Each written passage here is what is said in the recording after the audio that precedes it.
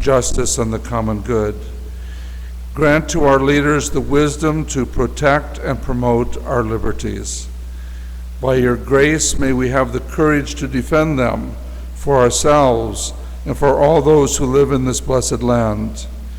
We ask you this through the intercession of Mary, under the title of the Immaculate Conception, the patroness of our nation. And in the name of your Son, our Lord Jesus Christ, in the unity of the Holy Spirit, with whom you live and reign, one God, forever and ever. Amen. In the Father, Son, and Holy Spirit. Amen. As you know, we're in the middle of a national campaign called the Fortnight for Freedom from the 21st of June until the 4th of July. It was summoned by the National Conference of Catholic Bishops in order to do basically several things: for prayer, for catechesis, for information, and for action with regard to religious liberty. That's the particular reason for this this particular time, and largely it was stimulated because of the need to be clear on why we are saying what we're saying, because there's so much confusion and misrepresentation around the action taken by not only by the U.S. Conference of Catholic Bishops, but also by the 42 dioceses and Catholic institutions in the United States that have brought suit against the federal government in recent weeks. So this is actually a kind of a 2-week period for clarity of teaching and for prayer, and as necessary for action in this area. What I want to do this evening is divide into 4 parts, and they won't be long, but the first is to read the statement from Archbishop Gomez that he composed for the Archdiocese for this Fortnight for Freedom. Then to give you exactly what the kind of the overview of the religious liberty issue is in a broad sense of what's been happening. And then the third part, more narrowly, the specific response to the HHS ruling, the Department of Health and Human Services of the federal government, that initiated this crisis for us, and then time for questions and discussion. So basically 4 parts. So the most formal part is the beginning, because I'll read the Archbishop's statement, because I think he does a really fine job of summarizing exactly what this week is about, or these 2 weeks. So this is the statement from Archbishop Gomez. On June the 21st, the eve of the memorial of St. John Fisher and St. Thomas More, we begin a period of prayer, sacrifice, and public witness for the cause of religious liberty. I join my brothers in the United States Conference of Catholic Bishops in calling for this Fortnight for Freedom, which will run until July 4th, the memorial of our country's independence. Religious liberty is a precious freedom. Sadly, it is also a rare freedom. 3 out of 4 people worldwide live in countries where the government does not protect their right to worship and to serve the God they believe in. Christians are by far the world's most persecuted people. In some places, they risk their lives every time they go to Mass. So in this fortnight, let's remember to pray for our Catholic brothers and sisters in places like Iraq, Pakistan, Vietnam, Nigeria, China, and Cuba. This global context puts our church's current conflict with the United States government in perspective. But it's important to remember, just because believers here aren't punished with violence and are free to go to church, that doesn't mean that freedom of religion isn't in jeopardy. For our country's founders and for every American generation until now, freedom of religion has meant much more than the freedom to worship. Freedom of religion has always meant the freedom to establish institutions to help us live out our faith and carry out our religious duties.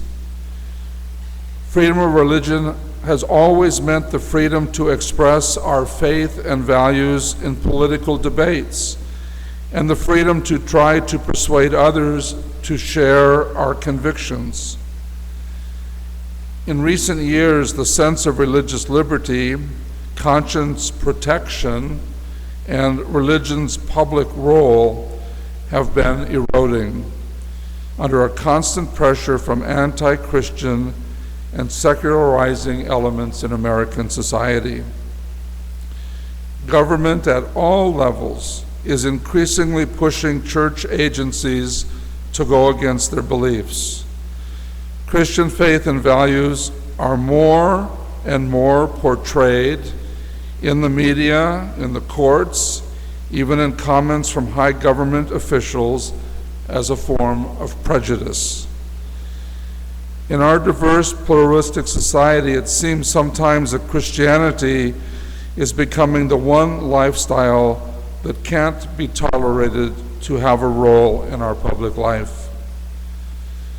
These same secularizing and anti-Christian pressures are at work in our current conflict.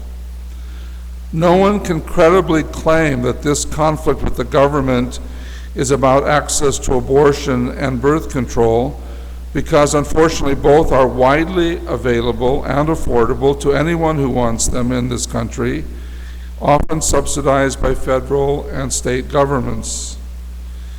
We need to see this clearly. Our present conflict is part of a larger cultural struggle to redefine America as a purely secular society in which there is no public role for religious institutions except if they serve the government's purpose. This struggle has been going on for a long time.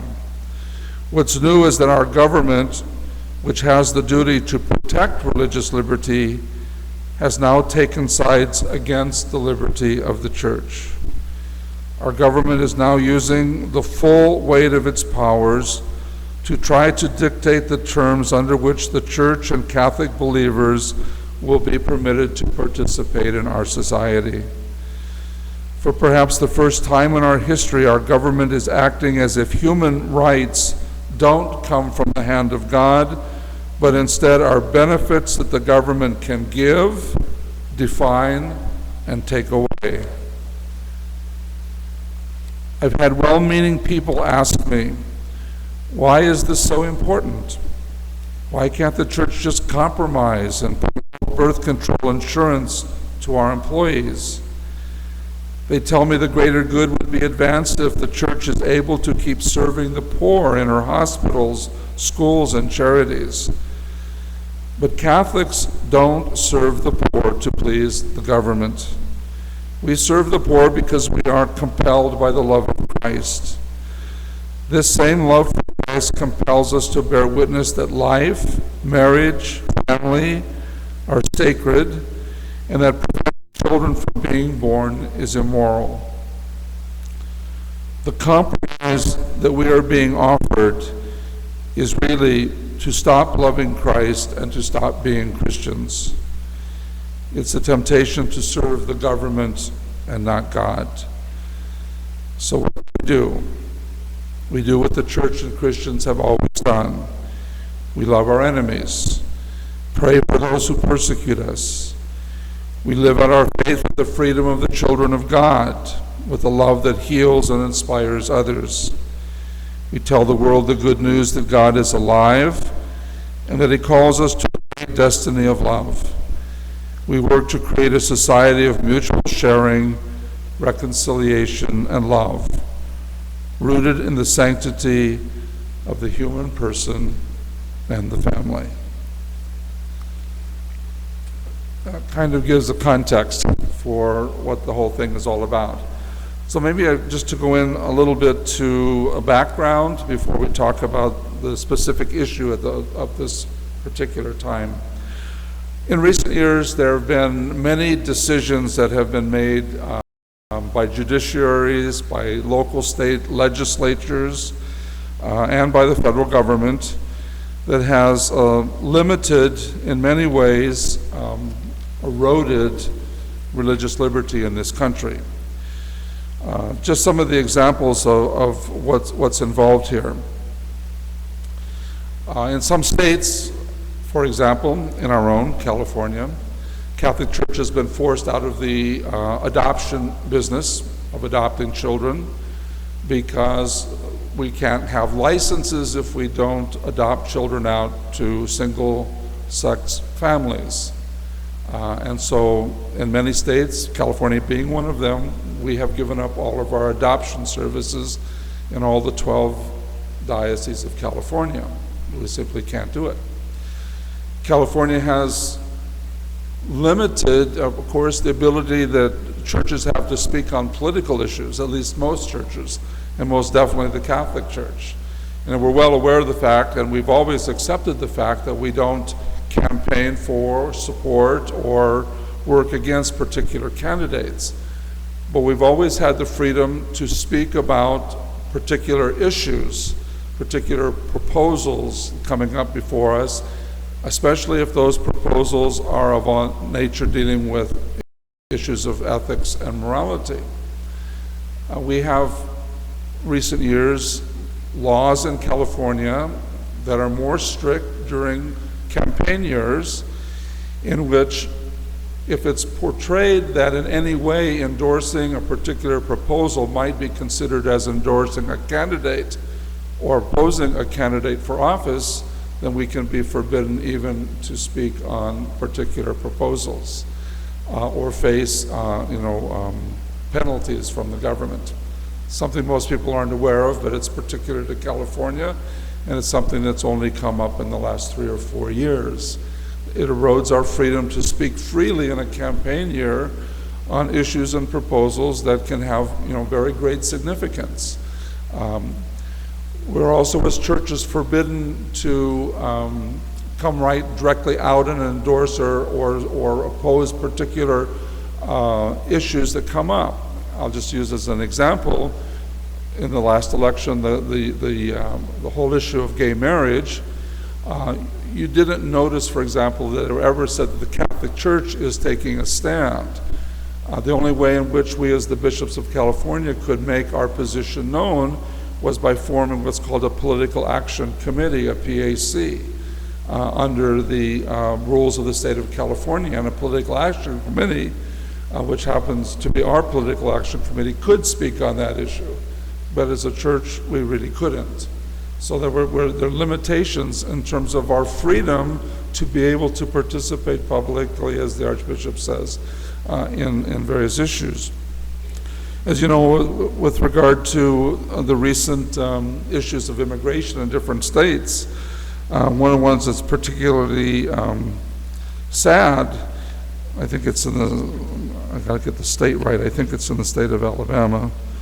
I don't see it right here, but in particular state passed a law that any assistance in any way to an illegal immigrant was a violation of the law and punishable, which included hearing a person's confession, giving them communion, assisting them at their death, attending them at their marriage. Any of the sacraments of the church, if it was given to an illegal immigrant, the priest was subject to being prosecuted for doing that. Definitely an erosion of religious liberty in our country. We also have the situation that the federal government has withdrawn the finances that we have used over the years to oppose human slavery issues in the United States and across the world. The leading agency in the world fighting against human slavery has been the Catholic Church.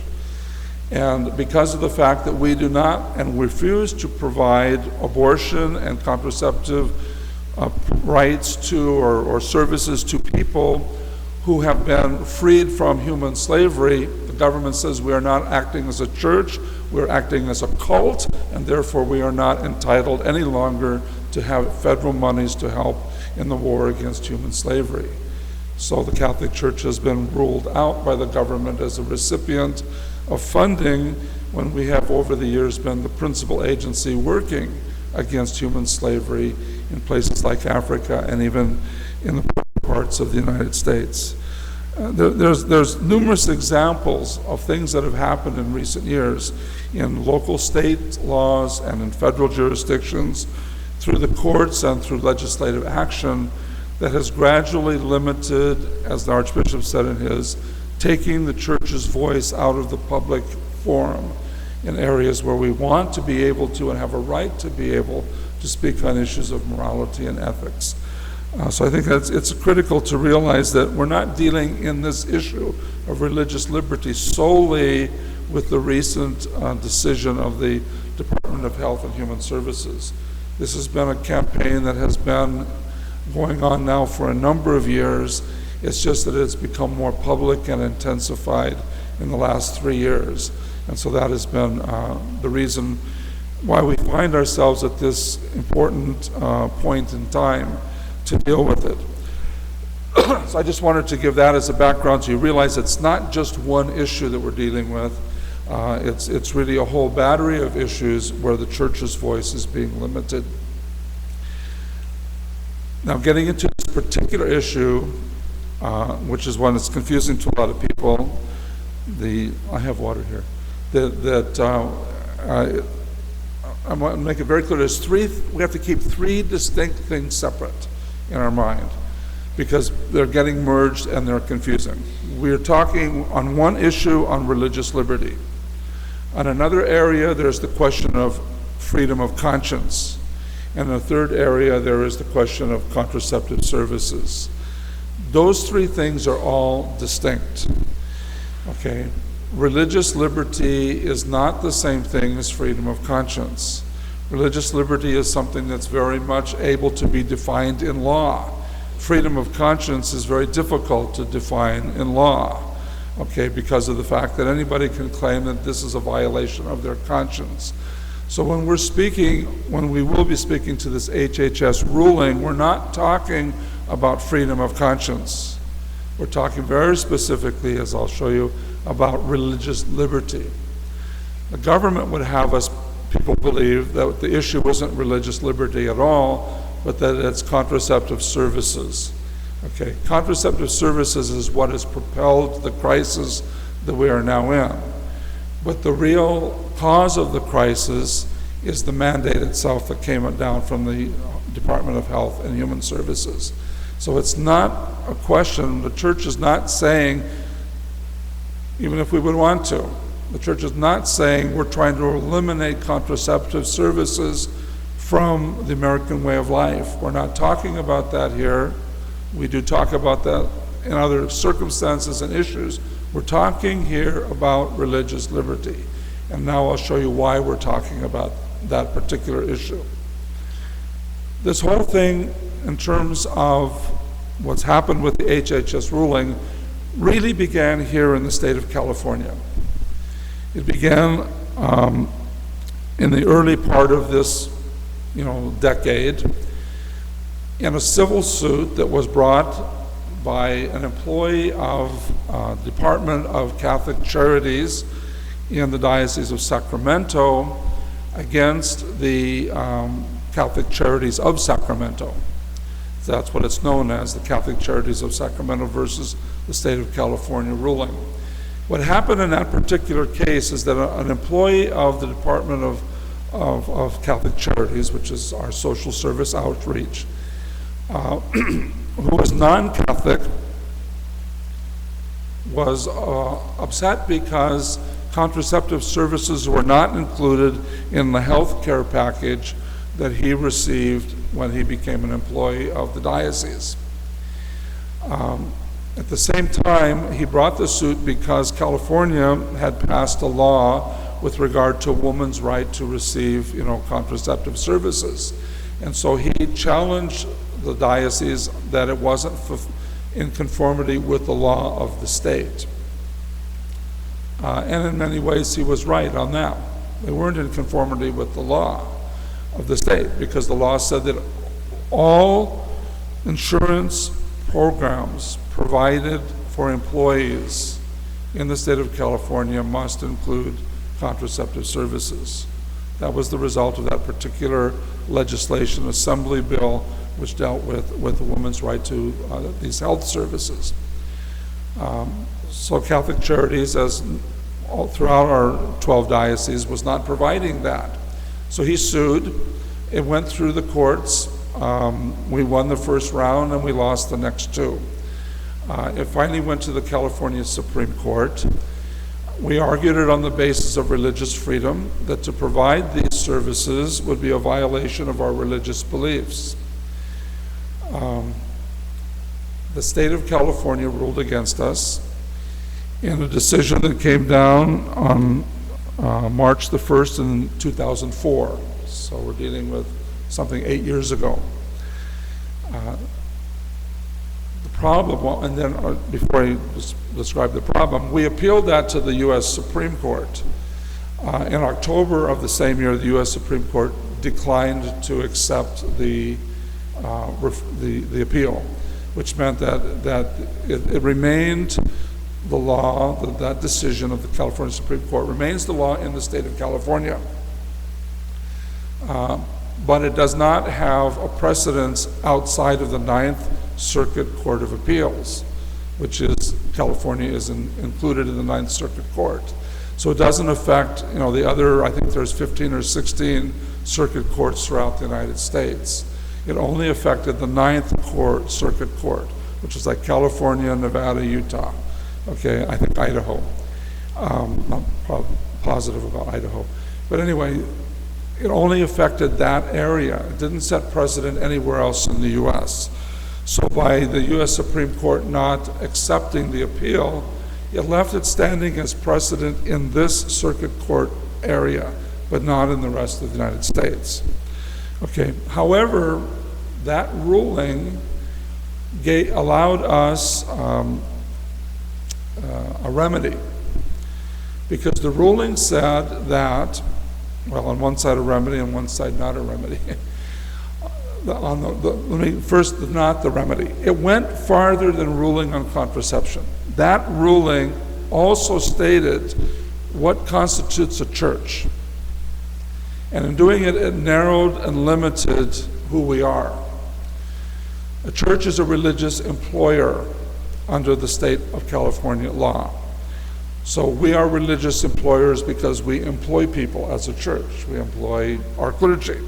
We employ the teachers in our school, the nurses and doctors in our hospitals, the workers in our Catholic charities and social services, and janitors and maintenance people and housekeepers, and on and on and on. Thousands of people are employed by the Catholic Church in the state of California. So we are a religious employer. What they stated was, to be a religious employer now recognized under the law, you must do the following things.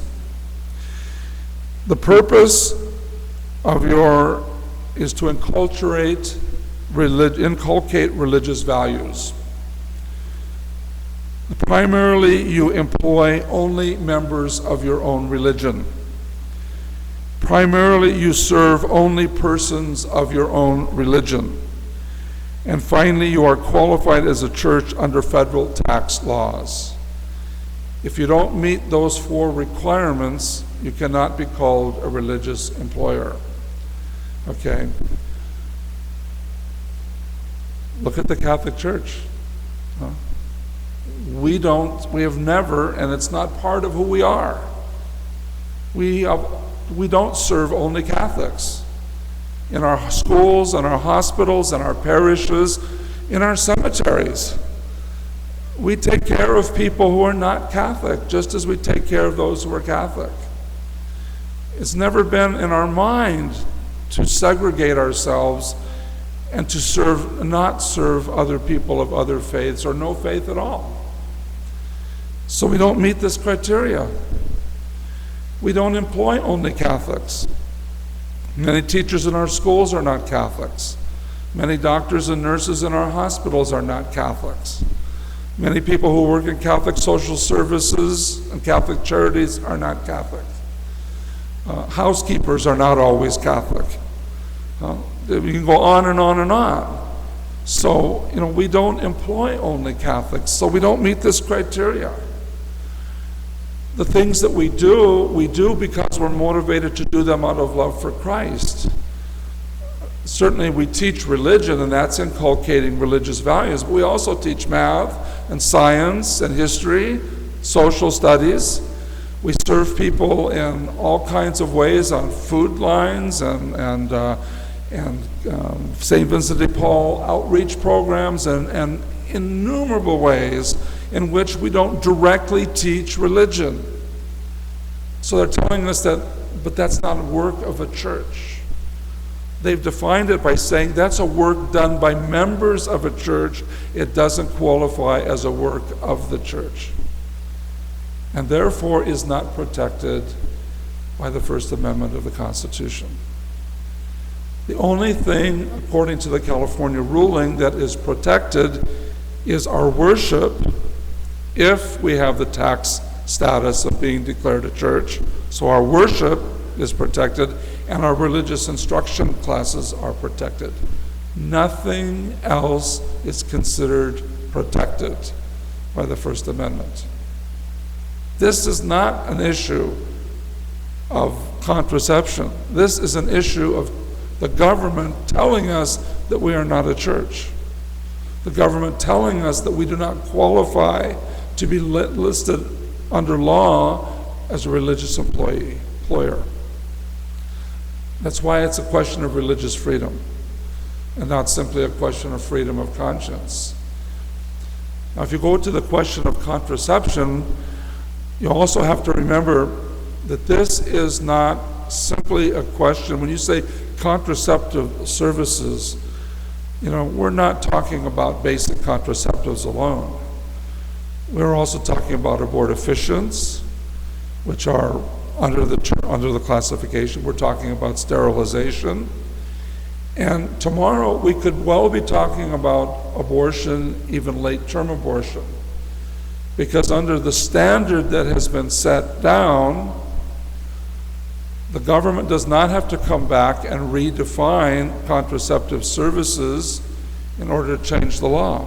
They can simply add something more to the question of contraceptive services and bind us to having to follow it.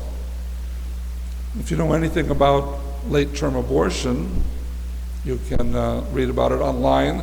I won't go into detail.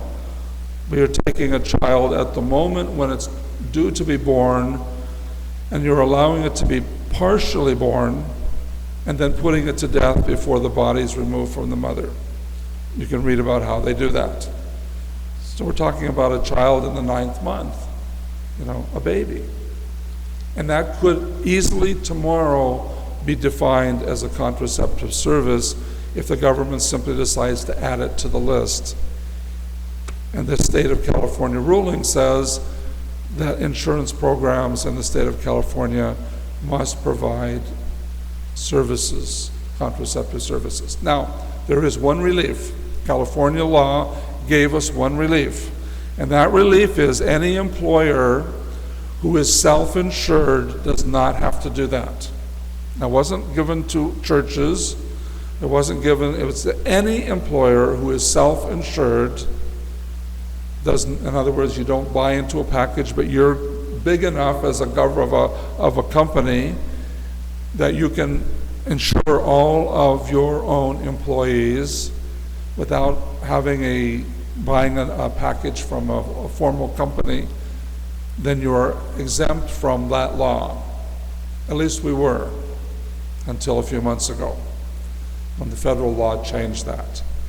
So for the last number of years, 8 years since 2004, most of the Catholic employees in the 12 dioceses of Los Angeles have been insured, of California, have been insured by RITA, which is a self-insured program of the Catholic Church in California.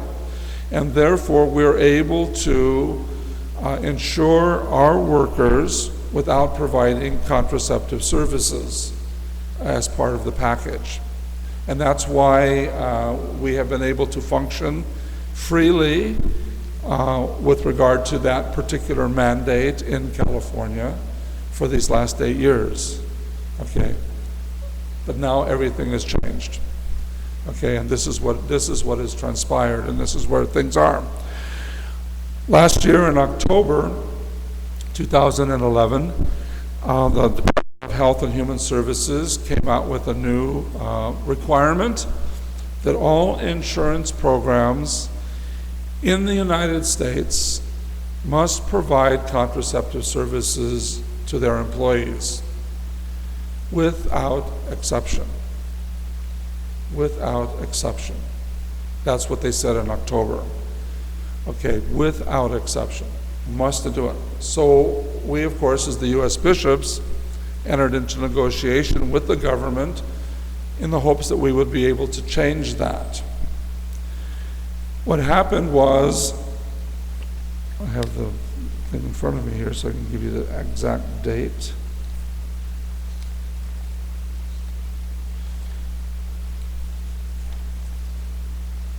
Okay. What happened was on January the 20th, Secretary Kathleen Sebelius, who's the head of the Department of Health and Human Services, issued at the President's request an amendment called a compromise on this particular deal. Okay, and what that particular compromise is what takes us back to the California ruling. The President has said that we as a church are an insurance company. All churches employ, even if you're self-insured, you are an insurance company. Okay, so now we are now, while he said the church doesn't have to pay for it, the insurance company does. But who's the insurance company? We are. The church is the insurance company. The exception he made was this: the churches that qualify can have an exemption from that. And how do they qualify? 4 things. Their entire action must be involved in inculcating religious values. They must serve only members of their own faith. They must employ members only of their own faith. And they must be recognized by the federal tax law as a church in the United States. Where did that come from? Right straight out of the decision of the California Supreme Court. The same 4 things. Except now it's not limited to the Ninth Circuit. Now it's the law for the entire United States. The President has given us 1 year to conform or face federal prosecution. That's why this is a religious liberties issue. We're being told for the first time, not that we can't do something that we would like to do as a church, but that we must do something that we are morally opposed to as a church. We are being mandated by the government to comply or face federal prosecution. Now, the only thing that will delay the federal prosecution is the fact that we have 42 federal lawsuits against the government taking place throughout the United States. And the government is going to be restricted by the federal courts that they will not be able to enact the full mandate until all of those court cases are settled. So that's why it's not like, okay, next August we're going to face, federal suit.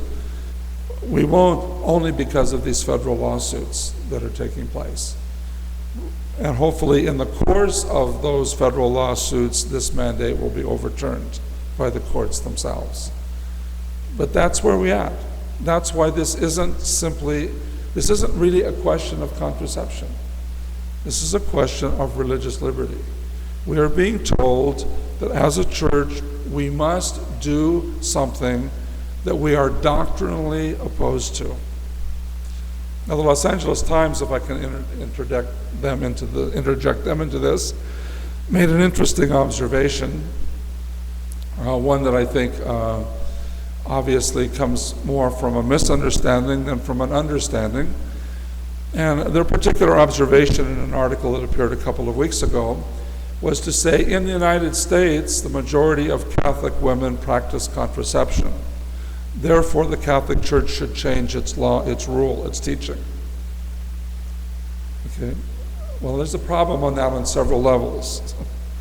First of all, it's treating us not as a church, but as a social institution.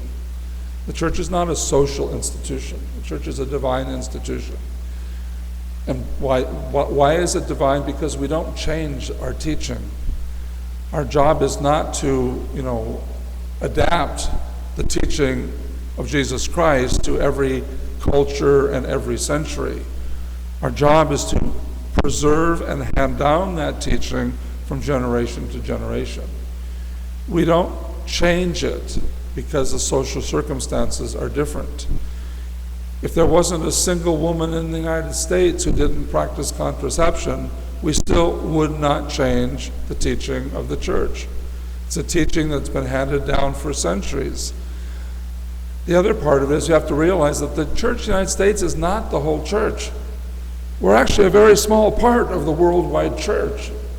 We're a church that's over 1 billion people. Over 1 billion people. We're only a couple 100 million in the United States.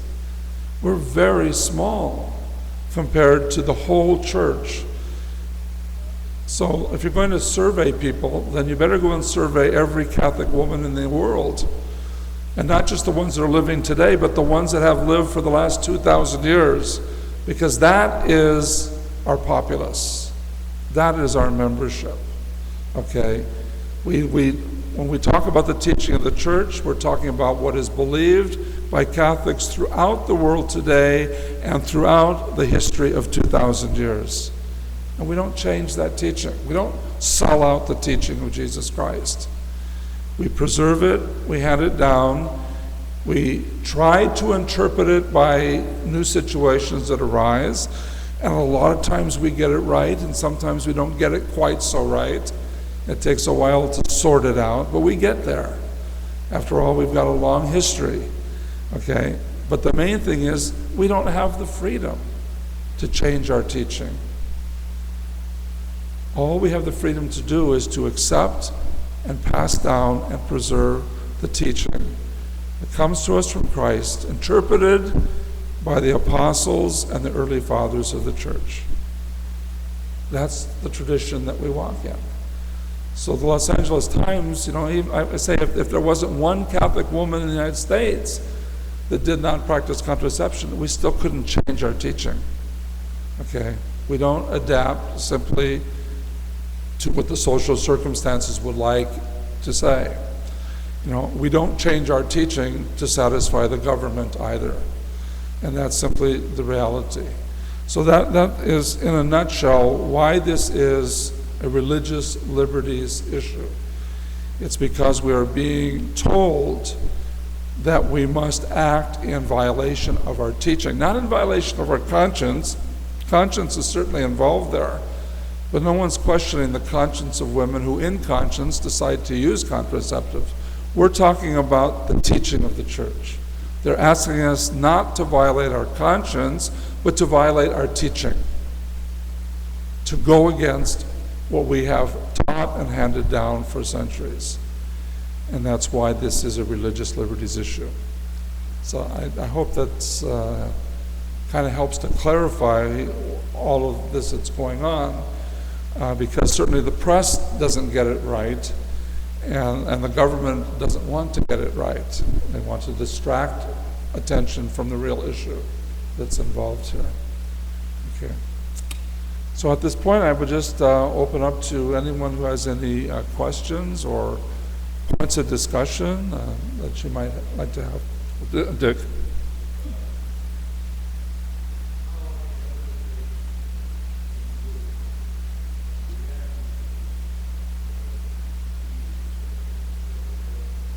How are the other faiths doing that? Yes. Actually, I have an article I pulled out of Los Angeles. I'll repeat the question. How are the other religions dealing with that in the United States? Well, first of all, I would say that the mainline Protestant churches have no problem adapting. They have a different concept of church, for one thing, coming from the Reformation.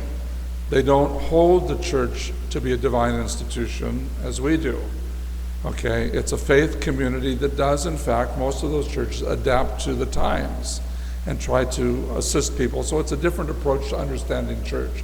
So when you're talking about your mainline Protestant churches, most of them have no problem following what the government wants. When you talk about the evangelical churches, the gospel-based, non-structured evangelical churches, they're with us on this.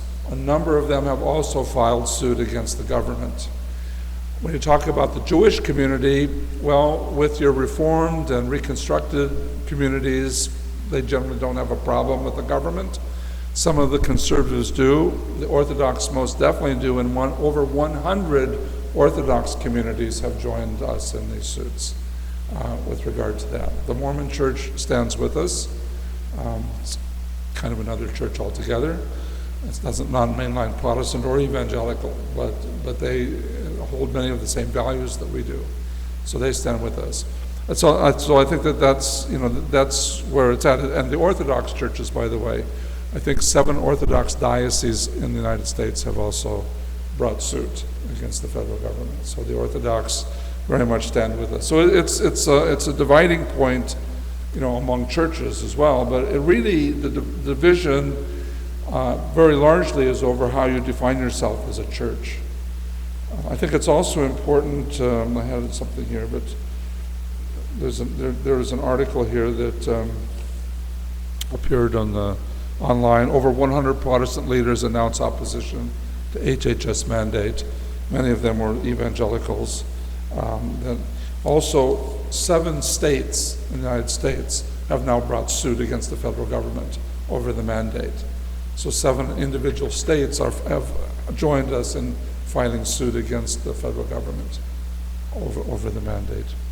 Those articles, there's literally hundreds of articles online on this whole issue, if you open up your computer.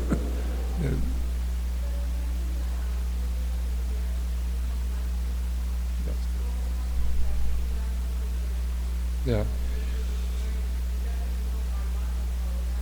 Right. Well, yeah. The mandate said that we had to comply within 1 year. That was the accommodation, what they called the accommodation, to give us a year to comply.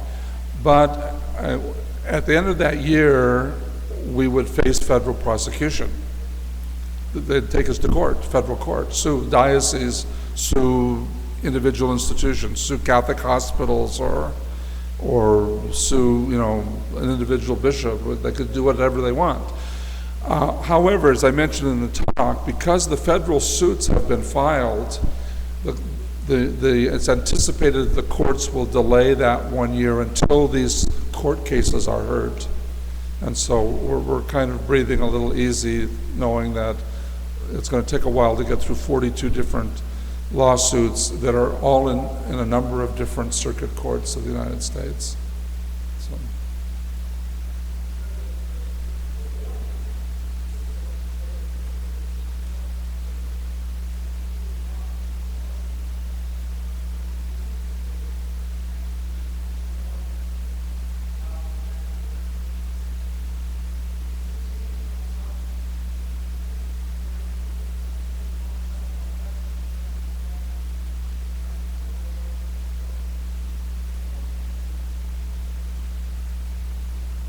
That was a question related primarily to the question of contraception, and isn't there something being a part of this where speaking out against the unhealthfulness for many women to use contraceptions? Again, we're not approaching this issue on the contraceptive issue. I mean, the contraceptive issue is one that is always, being debated and argued in our teaching, it's there, but that's not part of this particular issue. That was the catalyst that got this whole issue going. The real issue is over the mandate and the time limit. You must comply within 1 year to do what is against the teaching of your church. That's the issue of religious freedom, and that's the issue we're fighting this on. So we're not fighting the contraceptive issue, although there's plenty of teaching out there, plenty of social service work where They teach natural family planning and all those different issues. We're not avoiding it, but we're not allowing the government to distract us on that issue. This issue is religious freedom. Okay. Dan?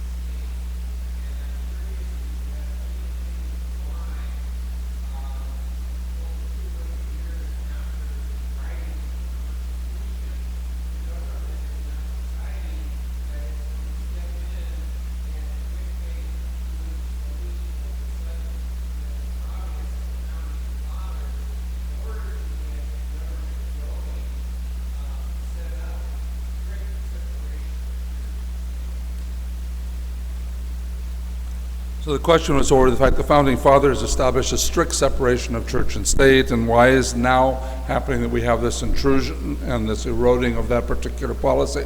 Well, the first thing I want to say on that is the Founding Fathers did not establish a strict separation of church and state, because the First Amendment, as it was written to forbid the government from establishing a church and to forbid the government from intruding into the religious practice of a church. So it wasn't a separation of church and state, it was a non-intrusion of government into religion. Okay, that was how the First Amendment was written. Thomas Jefferson was the one who introduced in his writings the idea of a wall of separation, because he said the First Amendment, and that was his post-presidential interpretation of the First Amendment. That became enshrined in law under successive president, and it was one of the M's. It was Madison or Monroe, I forget which one. It was one of the M presidents who then introduced that into law, the separation of church and state. But it was still understood that the two clauses were matching clauses, not opposing clauses. The government shall make no laws for establishing religion, clause 1. The government shall not, obstruct the practice of religion, clause 2. In the 1940s, a decision of the U.S. Supreme Court for the first time separated those and saw them as opposing. The one was the government shall not establish a religion. That means that the church cannot intrude on the government. That was the interpretation for the first time. So it took 150 years to come to that decision of a United States Supreme Court. And then the second law protects religion. So they saw that as two opposing clauses. It was never understood that way for 150 years.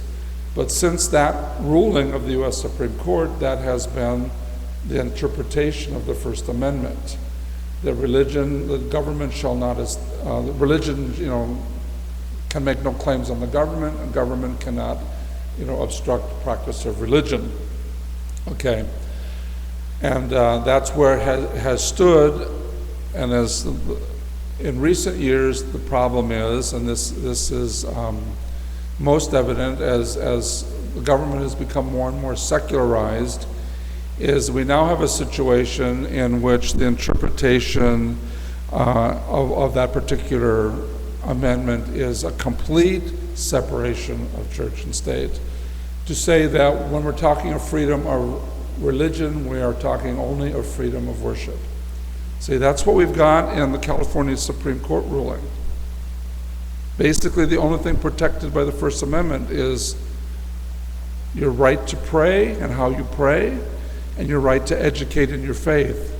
Nothing else. Everything else is not the work of the church. It's a work done by members of a church, and they make that distinction. So they're not protected. The only thing that's protected is freedom of worship and freedom of religious instruction. That's exactly the interpretation that the current administration has placed now on the federal level, because you do not hear them refer anymore to religious freedom. It's always freedom of worship. So we have a restriction now of the First Amendment to the issue of freedom of worship. And that's because of the progressively secularized interpretation of law that has taken place, in the last 60 years in this country.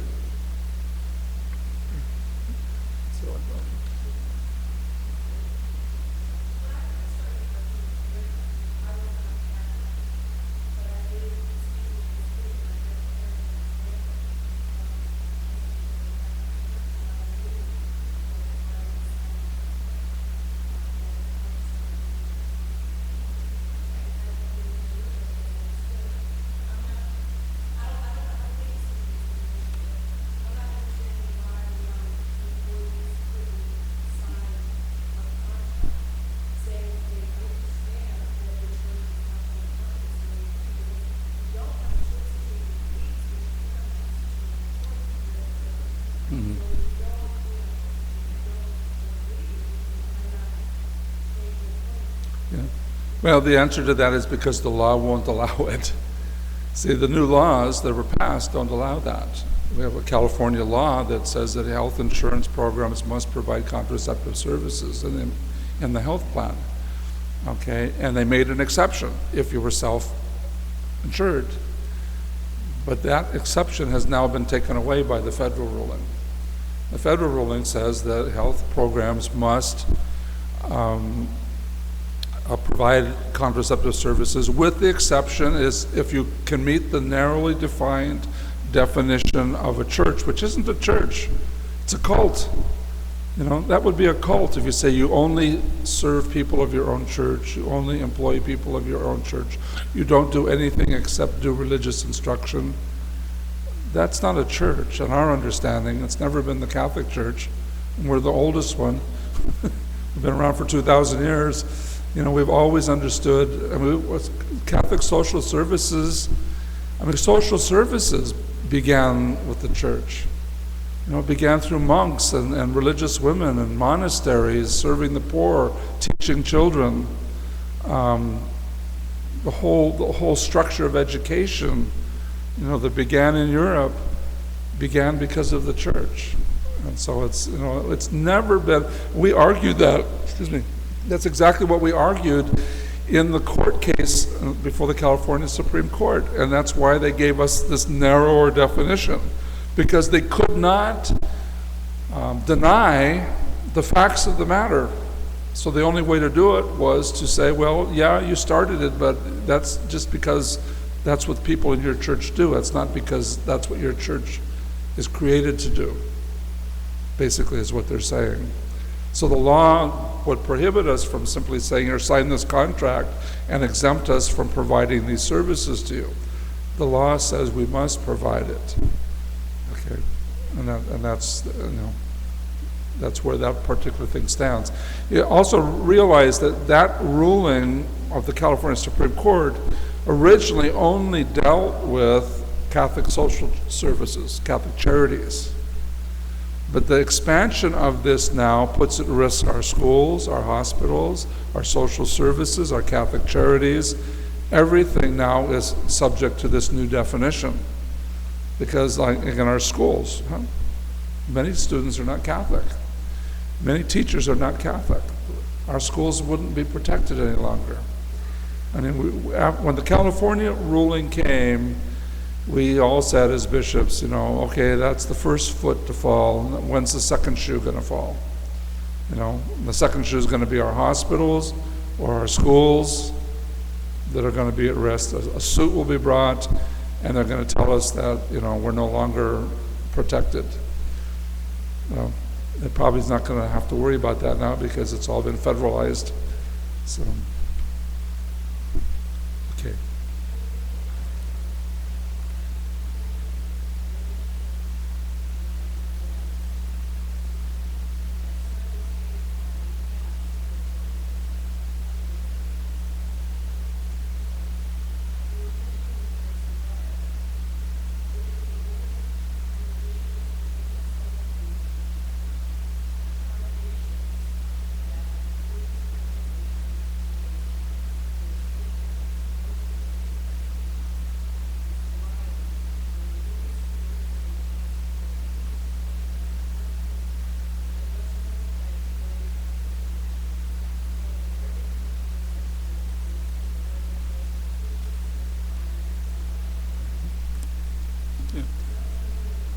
No, because that's abolished now. That's in all the states. It's abolished because of the federal ruling. Just as our relief was taken away by the ruling, so was Hawaii's. There's no negotiating unless you meet the narrow definition of church that has been given to us. There's no negotiating. So where we're trying to negotiate now is in the courts. So that's the only option that we have, other than, as in several of the states, as a matter of fact, the bishops, their way of dealing with their state mandate, because they weren't given, quote, relief under the law, was they simply stopped providing health programs for their employees. They said, I'm sorry, you work for us, we don't have a health plan. We'll give you an increase in salary, you go buy your own health plan. Okay, which might be what we'll all have to do. The problem with that is when you buy into an individual health plan, you don't have the protection of being part of a big group, and you don't have the lower rates that come from being part of a big group, so it costs you more. And thirdly, if we give you money to buy your own plan, well, you got to include that in your salary and pay tax on it too. So it's got three negatives.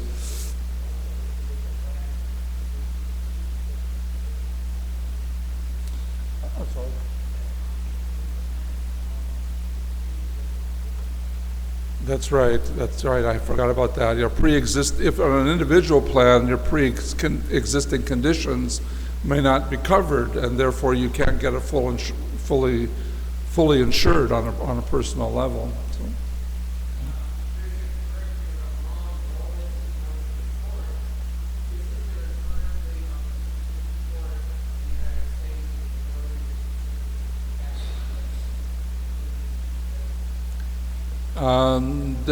On the court, there is a majority of Catholics, but they're on both sides. They're not majority of conservative Catholics.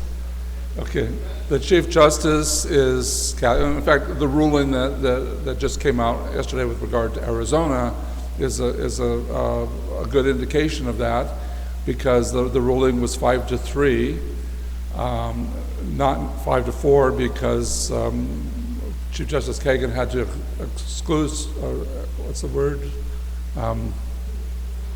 She couldn't. She had to remove herself because she was part of drafting the federal position before she became a Chief Justice. A justice. So she was not. So the ruling was 5-3, and on that ruling, 2 of the 3 were Catholic on the minority, and 4 of the 5 were Catholic on the majority. It was split.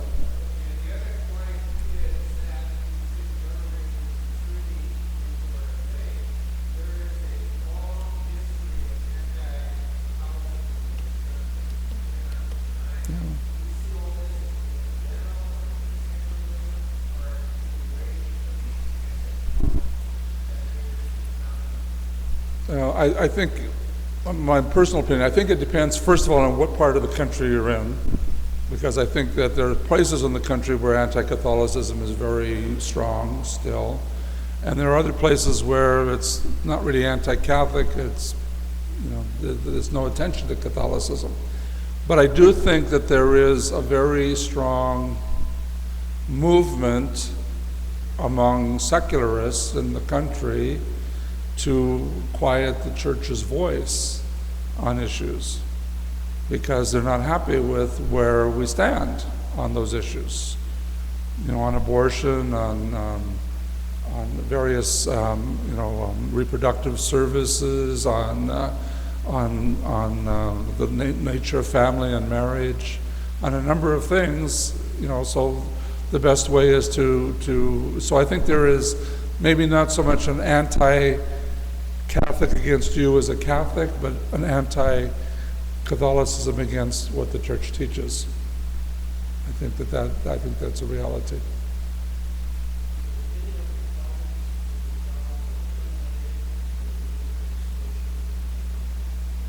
Well, possibly, but it depends on who gets elected president.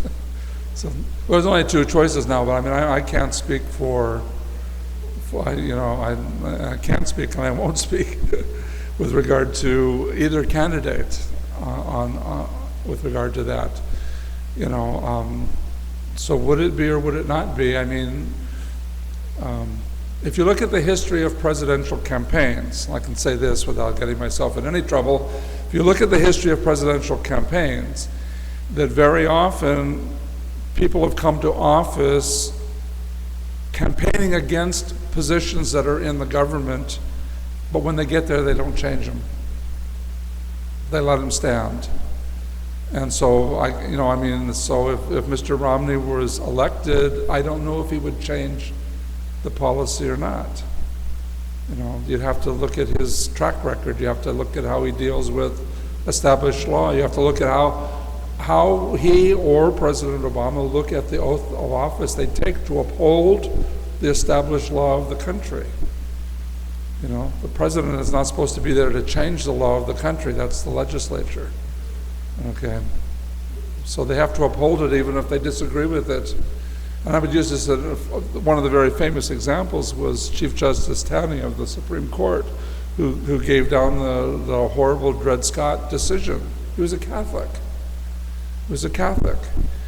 He personally believed very strongly in supporting African Americans in this country. And yet it was his court that passed that thing because he said it was based on the precedent of previous courts. So it wasn't, in those days they had a different attitude of what the Supreme Court could do. And the Supreme Court's job wasn't to change the law, it was to interpret the law according to the precedents that went before. He personally wrote how grieved he was to make that decision, but he didn't feel he could do otherwise. So I don't know what a president coming in, how he's going to feel about his oath of office. So.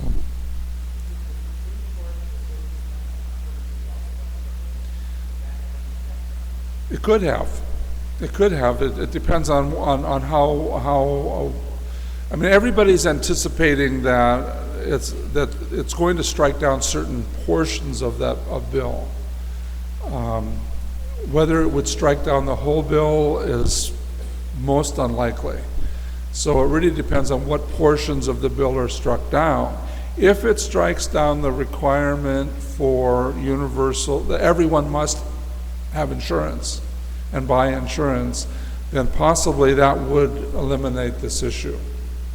Okay, if it does that. But we have to wait to see what the court ruling is going to be on Thursday. Okay. Question?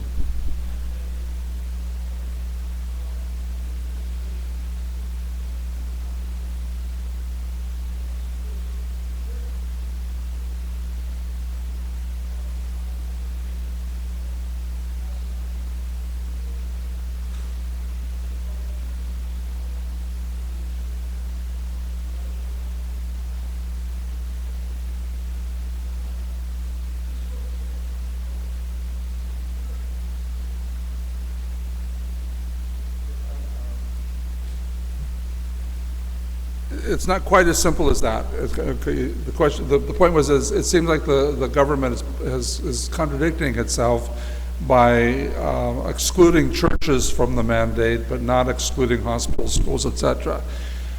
No, it's only excluding the churches that meet that definition of church. So it's not like our churches are not going to be under the mandate, but our schools, we are going to be under it entirely as a Catholic Church, because our schools and our hospitals are integrally part of who we are.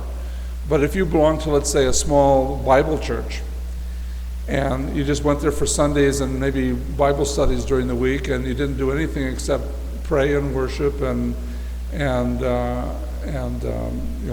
do religious instruction, read the Bible, study the Bible, you don't have a hospital, you don't have schools, you don't have social outreach, other than maybe the Ladies Guild makes sandwiches for the poor once a week. You meet the definition perfectly of the federal government of what a church is. It's exactly the kind of church they want. The church that's not going to interfere in the government at all, not going to interfere in public life at all.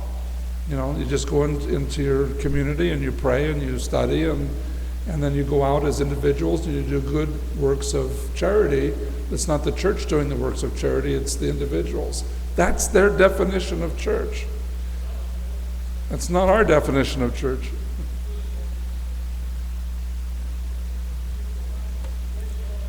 You've got it. The accommodation is no accommodation. That's why the bishops, when the accommodation came, and the press was saying, well, the bishops aren't even satisfied, they were given an accommodation and they reject it. We said from day one, the accommodation is not an accommodation. It's an exception, it's not an accommodation. Oh. Yeah. Yeah, no, amen. You're right. The press does not get it. The press does not get it. And you have to realize why they don't get it. Because they treat us as a social institution. Their definition is a sociological definition of church. That's not our definition of church. We're not, a social institution. We have aspects of it. We socialize. We have aspects of a social institution. We are a divine institution. That's quite different. But, the law doesn't understand that. The press doesn't understand that. And, to be honest, most Catholics don't understand it, okay? I guess that's why we have bishops. They're supposed to understand it. But anyway, but you're right. You nailed it. The accommodation is not an accommodation. It isn't. Okay, Dan?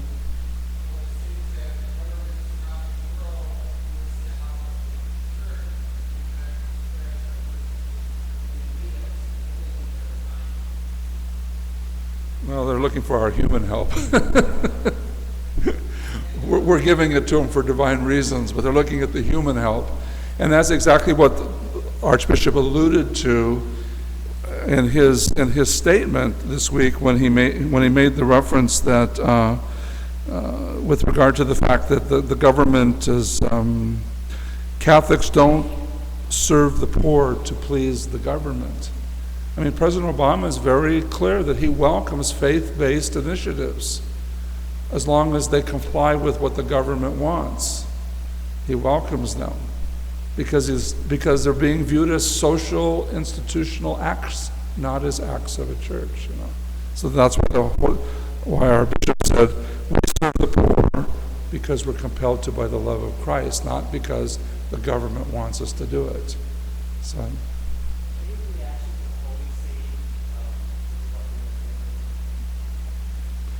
They're monitoring it very closely.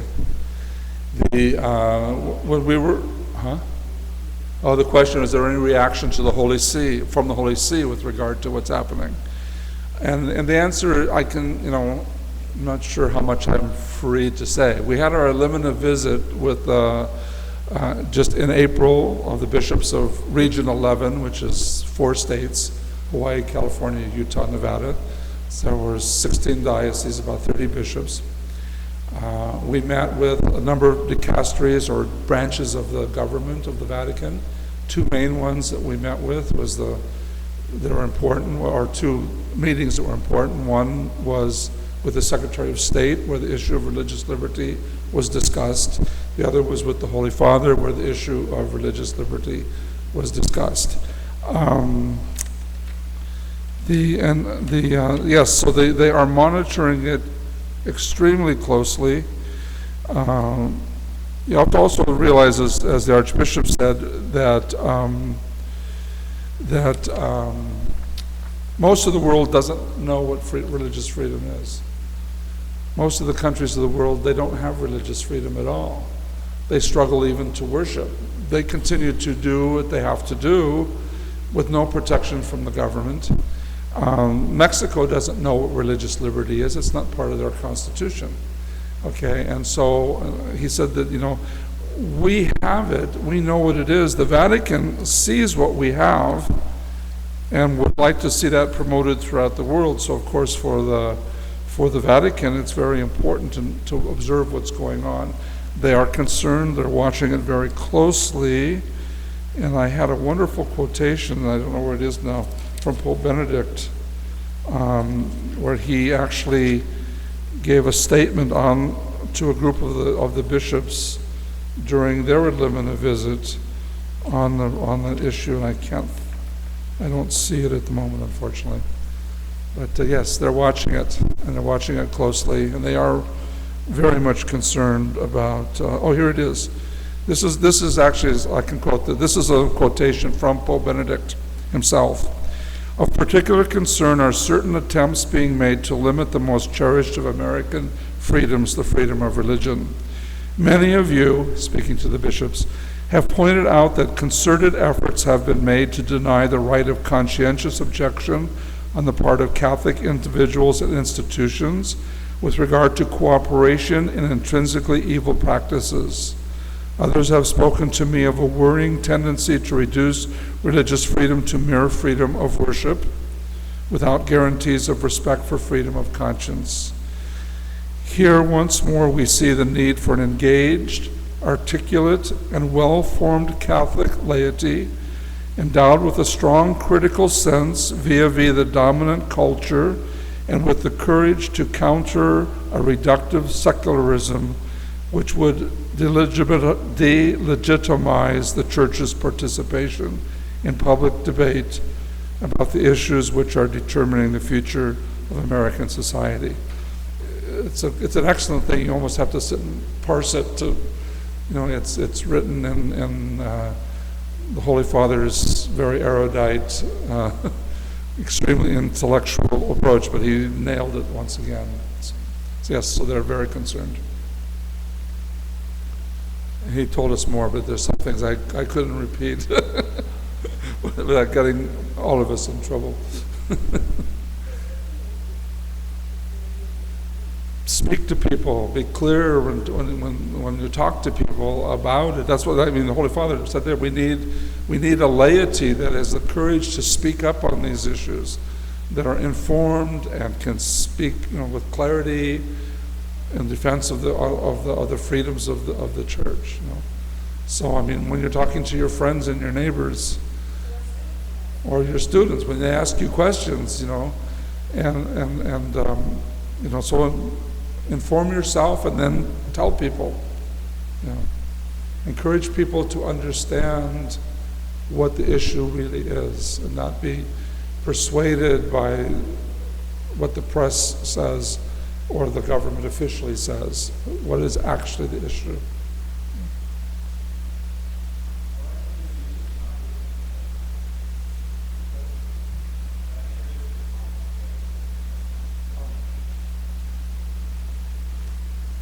Will any of this be published in the LA Times? That's, it's really doubtful, because if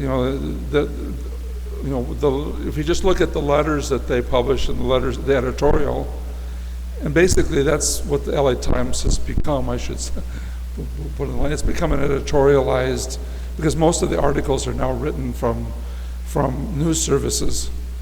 You read the same article in 5 or 6 or 8 or 10 newspapers because they take them from AP or UP, and they don't have that many reporters anymore. They've downsized, and basically they're an editorial board. So, and if you look at the editorial policy, you can see that if you look at the letters they publish. So just look at the positions that they bother to print. They're getting hundreds of letters on every issue. They print 2 or 3. And what position do they take in the letters that they choose? Also, as a man I knew very well, he used to work for the LA Times, a major reporter, now retired, he said, look at the headlines. See, the headlines are always written by the editorial department. He said he used to complain that he would write an article and they would put a headline on it that was very inflammatory, but when you read the article was very mild, because they put the headline to attract the attention of the reader, and it's not the writer who writes the headline. The headline is written by the editorial board. So will the LA Times change its way of dealing with things? I doubt it.